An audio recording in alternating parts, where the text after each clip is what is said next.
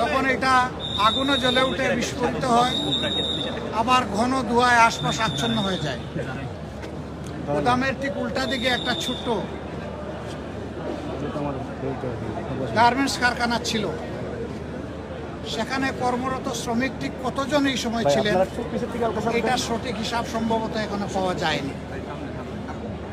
কিন্তু এই অগ্নিকাণ্ডের কারণে ধূমায়িত হয়ে শ্বাসরুদ্ধ হয়ে আমরা ধারণা করছি এ কারণেই 16 জন মানুষ দুনিয়া থেকে বিদায় নিয়েছেন। ইন্না লিল্লাহি ওয়া ইন্না ইলাইহি রাজিউন। মহান আল্লাহ তাআলার দরবারে দোয়া করি, আল্লাহ তাআলা তাদের সকলকে ক্ষমা করুন, আমিন, তাদের উপর রহম করুন, আল্লাহুম্মা আমিন, এবং পরিণতিতে আল্লাহ তাআলা তাদেরকে জান্নাত নসিব করুন, আল্লাহুম্মা আমিন।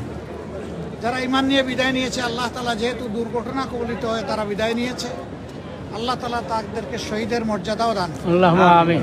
এই মানুষগুলা গরিব মানুষ, পেটের দাগিতে ছোট্ট এই কারখানায় কাজ করতো শ্রমিক হিসাবে। নিশ্চয়ই তাদের পরিবার অসচ্ছল।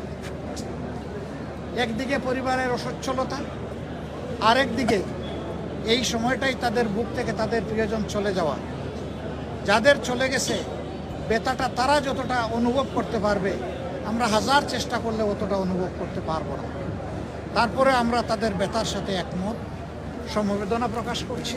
আল্লাহ তাআলার দরবারে দোয়া করি আল্লাহ তাদেরকে উত্তম ধৈর্য ধারণ করার তৌফিক দান করুন, আল্লাহুম্মা আমিন। এবং যে ক্ষতিটা তাদের সংসারে পরিবারে হয়ে গেল আল্লাহ রাব্বুল আলামিন নিজে অভিভাবক হয়ে তাদের এই ক্ষতিটা পুষিয়ে দিন। আল্লাহুম্মা আমিন। আমরা যারা আছি আমাদেরও কিছু মানবিক দায়িত্ব বর্তায়। সরকারের কাছে আমাদের অনুরোধ থাকবে এই ঘটনার আদ্যপান্ত যথাযথ তদন্ত করে যদি এর পিছনে কারো গাফিলতি অথবা কারো কোনো দুর্বলতা থেকে থাকে বিষয়টা চিহ্নিত করে উপযুক্ত ব্যবস্থা যেন আইনিভাবেই নেওয়া হয়।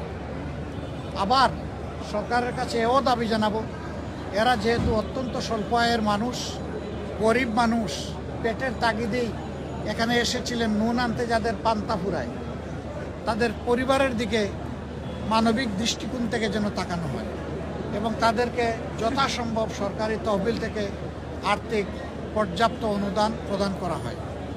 আমরা একটা সংগঠন হিসাবে মানবিকতা আমাদের অন্যতম অগ্রাধিকার।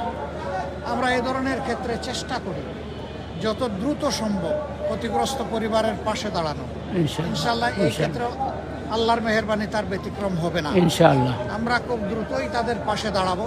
ইনশাআল্লাহ আপাতত পরিবারগুলোকে যারা নিহত হয়েছেন তাদের মাথা পিছু আমরা ইনশাআল্লাহ 1 লক্ষ টাকা করে তাদের পরিবারে পৌঁছে দেব। আমরা অনুরোধ জানাবো সমাজে যারা সম্পদশালী বিত্তশালী মানুষ আছেন তারাও যেন মানবিক দৃষ্টিকোণ নিয়ে এগিয়ে আসেন। আমরা আহ্বান জানাবো আমাদের মতো মানুষের জন্য যারা কাজ করেন সেই সমস্ত রাজনৈতিক সংগঠনগুলো তারাও এগিয়ে আসবেন এবং এই ক্ষেত্রে আমরা সবাই দায়িত্ব একটু একটু করে হাত বাড়াই এই দুস্থ পরিবারগুলোর দিকে, তাহলে তাদের কষ্ট ভুলে যেতে হয়তোবা এটা সহায়ক হবে, হয়তোবা তাদের বাচ্চা কাচ্চাদের কপালের ভাঁজটা একটু দূর হবে।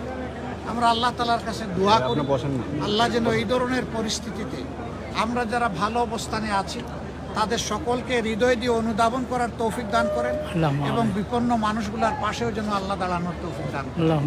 আমি বিশেষভাবে ধন্যবাদ জানাবো এখানে শৃঙ্খলা রক্ষায় যারা নিয়োজিত হয়েছেন এবং অগ্নি নির্বাপনে যারা দায়িত্ব পালন করছেন, জীবনের ঝুঁকি নিয়েই তারা দায়িত্ব পালন করেন। এইমাত্র কয়েকদিন আগে টঙ্গীতে এই ধরনের একটা বিষয় মোকাবেলা করতে গিয়ে তিনটা গুরুত্বপূর্ণ তাজা প্রাণ কিন্তু তাদের উৎসর্গ করতে হয়েছে। তারা আসলেই মানবতার জন্য কাজ করেন, বিশেষ করে ফায়ার ফাইটার্স যারা।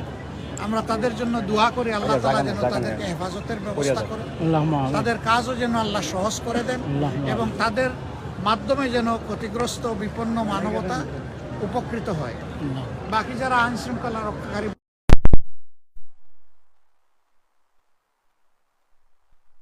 কৃতজ্ঞতা জানাচ্ছি। আমরা অনুরোধ করব যে পুরো বিষয়টা কন্ট্রোল